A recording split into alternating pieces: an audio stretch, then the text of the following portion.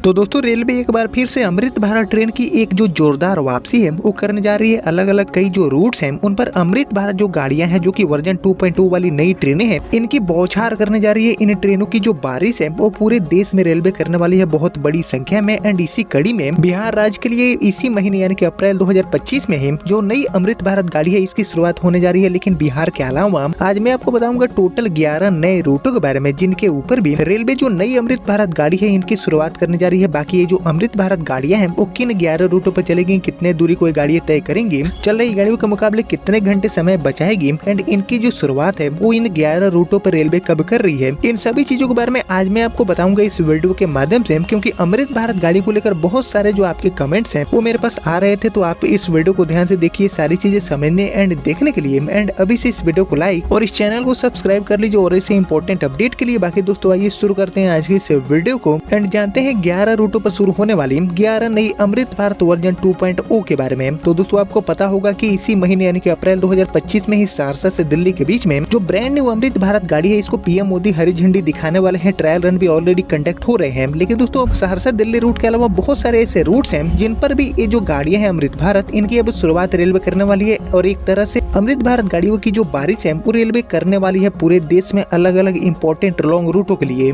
And actually लंबे time से अमृत भारत गाड़ी का वेट कर रहे जितने भी यात्री हैं उनका अब समय आ चुका है। उनका जो इंतजार है वो रेलवे ने खत्म कर दिया है और बैक टू बैक ये जो गाड़ियां हैं वो अलग अलग रूटों पर आने वाली है। तो आइए दोस्तों यहाँ पर हम जान लेते हैं कि आखिर 11 रूट हैं कौन, किन 11 रूटों पर गाड़ियां शुरू होने वाली है एंड 9 इनकी जो शुरुआत है ये कब होने वाली है ये भी मैं आपको बताऊंगा वीडियो में आगे। तो इस सूची में हमारा जो सबसे पहला रूट है वो है दोस्तों रांची से अजमेर वाला। जी हम रांची से अजमेर के लिए भी एक जो नई अमृत भारत गाड़ी है इसकी शुरुआत करने वाली है भारतीय रेलवे। इसमें बात करूँ रांची अजमेर रूट की तो रांची से अजमेर का जो टोटल डिस्टेंस है वो है 1610 किलोमीटर के आसपास, जिसको तय करने के लिए अभी हाल ही में शुरू हुई एक टीओडी गाड़ी है जो कि रांची से अजमेर के बीच में इकलौती ट्रेन भी ऑपरेट की जा रही है। वो इस दूरी को तय करने के लिए लगभग 35 आवर का टाइम लेती है, यानी कि मात्र एक गाड़ी चलती है वो भी टीओडी गाड़ी है। कोई भी अस्थायी गाड़ी रेलवे ऑपरेट नहीं करती है रांची से अजमेर के बीच में। लेकिन पहली बार दोस्तों एक अस्थायी ट्रेन के रूप में अमृत भारत गाड़ी की जो शुरुआत है वो रेलवे करने वाली है रांची अजमेर के लिए। ऐसे में बात करें अमृत भारत की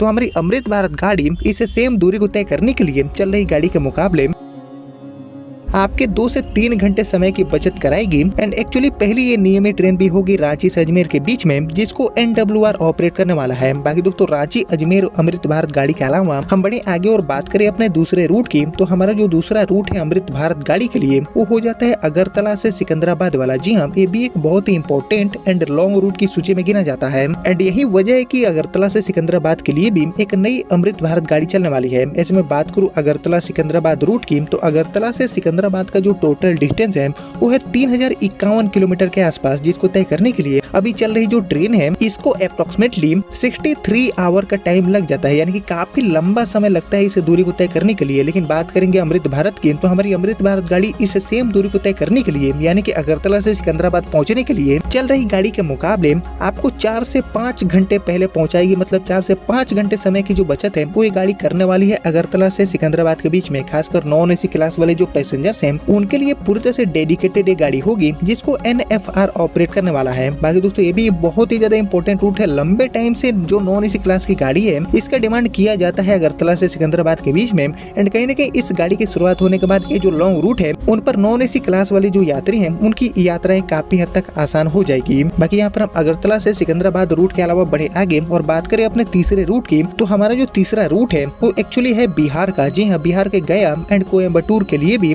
एक जो नई अमृत भारत गाड़ी है इसकी शुरुआत रेलवे करने वाली है। रूट ऑलरेडी 100% कंफर्म हो गया है। इसमें बात करूं गया कोयम्बटूर रूट की तो गया से कोयम्बटूर का जो टोटल डिस्टेंस है वो हो जाता है 2775 किलोमीटर के आसपास, जिसको तय करने के लिए अभी जो चल रही गाड़ी है जो कि एक टीओडी गाड़ी है उसको 47 आवर का टाइम लग जाता है, यानी कि इस रूट को भी कवर करने के लिए काफी लंबा समय देना पड़ता है। लेकिन बात करेंगे अमृत भारत की तो हमारी अमृत भारत गाड़ी गया से कोयम्बटूर पहुंचने के लिए चल रही गाड़ी के मुकाबले यानी कि 47 घंटों की जगह पर 42 से 44 घंटे में ही यात्रा पूरा करके देगी। यानी कि जो चल रही गाड़ी है उसके मुकाबले 3 से 5 घंटे घंटे पहले ये जो गाड़ी है वो आपको पहुंचाने वाली है गया से कोयम्बटूर या फिर कोयम्बटूर से गया। बाकी बिहार से कोयम्बटूर वाला ये जो रूट है ये भी बहुत ही ज्यादा भीड़ भाड़ वाला रूट है। इस पर ट्रेनों की भारी कमी है, जिसको ध्यान में रखते हुए दोस्तों गया से कोयम्बटूर के बीच में नॉन एसी क्लास वाले जो जनरल एंड स्लीपर वाले यात्री हैं उनकी यात्रा को आसान बनाने के लिए इस गाड़ी की जो शुरुआत है वो रेलवे करने वाली है। बाकी यहाँ पर गया कोयम्बटूर रूट के अलावा बढ़े आगे और बात करें अपने चौथे रूट की, तो हमारा जो चौथा रूट है वो हो जाता है वेस्ट बंगाल का। जी हाँ, हावड़ा से SMBT बेंगलुरु के लिए एक जो नई अमृत भारत ट्रेन है इसकी शुरुआत रेलवे करने वाली है। ये भी रूट कंफर्म हो गया है। इसमें बात करूं हावड़ा SMBT बेंगलुरु रूट की, तो हावड़ा से SMBT बेंगलुरु का जो टोटल डिस्टेंस है वो है 1937 किलोमीटर, जिसको तय करने के लिए अभी जो चल रही गाड़ियां हैं जिसमें दुरंतो भी शामिल है उनको 29 घंटे 10 मिनट से लेकर 34 घंटे 10 मिनट तक का समय लग जाता है। लेकिन इस सेम दूरी को तय करने के लिए हमारी अमृत भारत गाड़ी को भी लगभग 27 से 28 या फिर 29 घंटे का समय लगेगा। यानी कि जो चल रही गाड़ियां लाइक जो दुरंतो टाइप की गाड़ियां हैं उनसे थोड़ी देर पहले ये गाड़ी आपको पहुंचा सकती है SMBT बेंगलुरु के लिए। ऐसे में ये जो रूट है इसके लिए जो गाड़ी है अमृत भारत, इसका जो ट्रेन नंबर है, पूरा डिटेल जो टाइम टेबल है, इसके ऊपर भी रेलवे की तरफ से जानकारी मिली थी, जिसके ऊपर ऑलरेडी जो डेडिकेटेड वीडियो है वो मैंने चैनल पर लाइव कर दिया, जिसका लिंक भी आपको मिलेगा नीचे डिस्क्रिप्शन बॉक्स में। लेकिन ये जो हावड़ा से SMBT बेंगलुरु वाला रूट है ये अपने आप में काफी ज्यादा इंपॉर्टेंट हो जाता है, क्योंकि चल रही बहुत सारी गाड़ियों के अलावा भी जो यात्रियों का भीड़ है जी, जो यात्रियों का दबाव है वो काफी ज्यादा देखने को मिलता है इस रूट के लिए। तो ऐसे में एक और नई गाड़ी का जो नियमित गाड़ी का ऑप्शन है वो अवेलेबल कराने के लिए, खासकर नॉन एसी पैसेंजर्स को टारगेट करने के लिए रेलवे ये जो गाड़ी है इसको शुरू करने वाली है हावड़ा से SMBT बेंगलुरु के बीच में। बाकी यहाँ पर हावड़ा SMBT बेंगलुरु अमृत भारत गाड़ी के अलावा हम बढ़े आगे और बात करें अपने पांचवें रूट की, तो हमारी जो पांचवी अमृत भारत गाड़ी है वो एक्चुअली चलने वाली है उड़ीसा के पुरी से। जी हाँ, पुरी से पुणे या फिर पुरी से उधना के बीच में पुरी की जो पहली अमृत भारत गाड़ी है इसकी शुरुआत रेलवे करने जा रही है। क्योंकि दोस्तों पुरी से पुणे या फिर पुरी से उधना यानी कि ये जो दोनों इंपॉर्टेंट रूट है इन पर ट्रेनों की कमी है, चल रही गाड़ियों में टिकट नहीं मिलता है। और यहाँ पर ये जो रूट है पुरी से पुणे वाला, इस पर कोई भी सीधी गाड़ी का ऑप्शन आपके बीच अवेलेबल नहीं है। तो ऐसे में ये जो दोनों इंपॉर्टेंट रूट्स हैं इन पर ट्रेनों की भारी कमी को ध्यान में रखते हुए पुरी से उधना एंड पुरी से पुणे के बीच में जो अमृत भारत टाइप की गाड़ी है अमृत भारत वर्जन 2.2 है, इसकी शुरुआत अब रेलवे करने वाली है यात्राओं को आसान बनाने के लिए। बाकी दोस्तों यहाँ पर सबसे पहले पुरी से पुणे या फिर पुरी से उधना के बीच में किस रूट पर अमृत भारत गाड़ी की शुरुआत करनी चाहिए, जो कि पुरी की पहली अमृत भारत गाड़ी होगी, इसके ऊपर आपका जो थॉट है, आपका जो ओपिनियन है वो मुझसे जरूर शेयर करिएगा कमेंट सेक्शन में। बाकी यहाँ पर पुरी से चलने वाली अमृत भारत गाड़ी के अलावा हम बढ़े आगे और बात करें सूची में अपने छठे रूट की, तो हमारा जो छठा रूट है वो एक्चुअली होगा मुंबई LTT से बनारस वाला। ये भी बहुत ही ज्यादा इंपॉर्टेंट रूट साबित होगा। वैसे मैं बात करूँ मुंबई LTT से बनारस वाले रूट की, तो मुंबई LTT से बनारस का जो टोटल डिस्टेंस है वो है अप्रोक्सीमेटली 1500 किलोमीटर के आसपास, जिसको तय करने के लिए अभी जो चल रही गाड़ियां हैं नियमित तौर पर उनको 24 घंटे 25 मिनट से लेकर 27 घंटे तक का समय लग जाता है। लेकिन बात करेंगे अमृत भारत की, तो हमारी मुंबई LTT से बनारस के बीच में शुरू होने वाली जो अमृत भारत गाड़ी है वो इसे सेम दूरी को तय करने के लिए लगभग 20 से 21 घंटे का समय लेगी। यानी कि जो चल रही गाड़ियां हैं उनके मुकाबले 3 से 4 घंटे समय की जो बचत है वो यात्रियों के होने वाले है। काफी अच्छी सुविधा ये गाड़ी प्रोवाइड करने वाली है। और ऐसे में ये रूट भी भीड़ भाड़ वाला रूट है, लंबी वेटिंग की समस्या इस रूट पर देखने को मिलती है। एंड इसी को ध्यान में रखते हुए एक और जो नॉन एसी क्लास वाली गाड़ी है इसका ऑप्शन यात्रियों के बीच में अवेलेबल कराने के लिए ये जो अमृत भारत गाड़ी है इसकी शुरुआत रेलवे करने वाली है मुंबई LTT से बनारस रेलवे स्टेशन के बीच में। बाकी इसके अलावा हम बढ़े आगे और बात करें अपने सातवें रूट की, तो एक्चुअली हमारा जो सातवां रूट है ये भी बहुत ही ज्यादा इंपॉर्टेंट साबित होगा, क्योंकि ये रूट हो जाता है मध्य प्रदेश एंड बिहार वाला। जी हाँ, रानी कमलापति रेलवे स्टेशन से पाटलिपुत्रा के बीच में एक जो नई अमृत भारत गाड़ी है इसकी शुरुआत होने जा रही है रेलवे की तरफ से। रूट ऑलरेडी 100% कंफर्म हो गया है। ऐसे में बात करूँ रानी कमलापति से पाटलिपुत्रा वाले इस रूट की, तो रानी कमलापति से पाटलिपुत्रा का जो टोटल डिस्टेंस है वो हो जाता है 1037 किलोमीटर के आसपास, जिसको तय करने के लिए अभी जो चल रही ट्रेनें हैं उनको 19 से 20 घंटे का समय लगता है।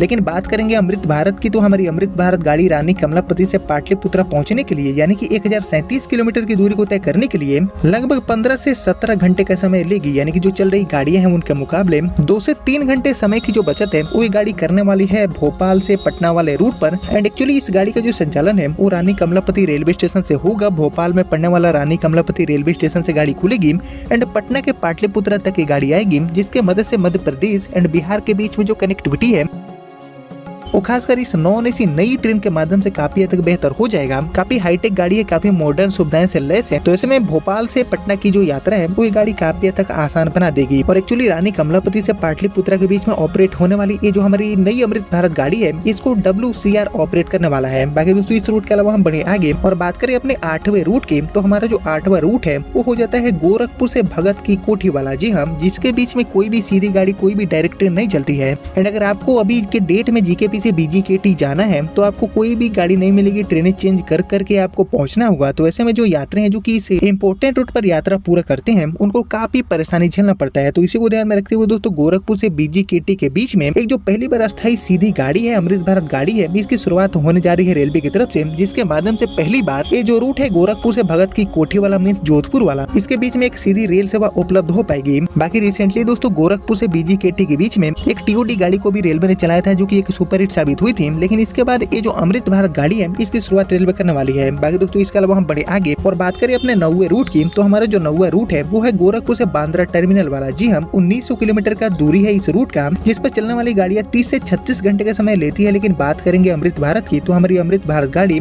इस सेम दूरी को तय करने के लिए 25 से 28 घंटे का समय लेगी चल रही गाड़ियों के मुकाबले।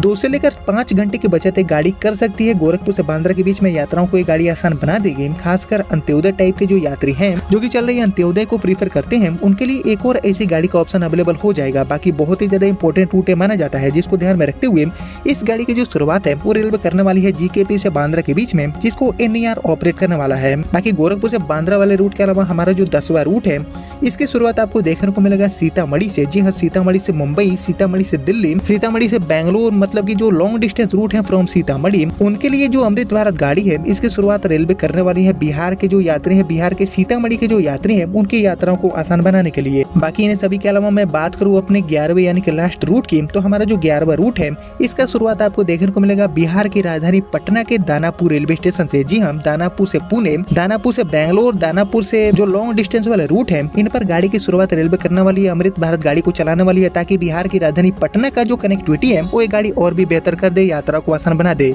यानी कि यहाँ पर कुल मिलाकर ये जो 11 रूट्स हैं इन पर भी आपको बहुत जल्दी ही यानी कि साल 2025 एंड होने से पहले ही इनमें से जो ज्यादातर रूट्स हैं उन पर गाड़ियों की शुरुआत रेलवे कर सकती है। ऐसी जो उम्मीदें हैं वो अभी के लिए बन रही है। बाकी दोस्तों इन सभी 11 रूट के अलावा भी बहुत सारे जो रूट्स हैं उन पर भी रेलवे प्लान वगैरह कर रही है अमृत भारत गाड़ी को चलाने को लेकर। हालांकि ये जो 11 रूट मैंने आपको बताया इनमें आपको आगे बदलाव भी देखने को मिल सकता है, क्योंकि रेलवे वंदे टाइप की जो गाड़ियां हैं इनको लेकर लास्ट मोमेंट पर भी बड़े बदलाव कर देती है। बाकी ये जो सभी रूट मैंने आपको बताया इन पर गाड़ी चलनी चाहिए या फिर नहीं, इसके ऊपर आपको जो थॉट है, आपका जो ओपिनियन है वो मुझसे जरूर शेयर करिएगा कमेंट सेक्शन में। बाकी इनको लेकर आगे मेरे पास जो भी नए अपडेट मिलेंगे तो मैं आपको फिर से अपडेट कर दूंगा वीडियो के माध्यम से। लेकिन फिलहाल आपने यहाँ तक इस वीडियो को देख लिया है तो प्लीज इस वीडियो को लाइक और ज्यादा से ज्यादा शेयर करिएगा। बाकी मैं मिलता हूँ आपसे अगले वीडियो में, तब तक के लिए जय हिंद, जय भारत।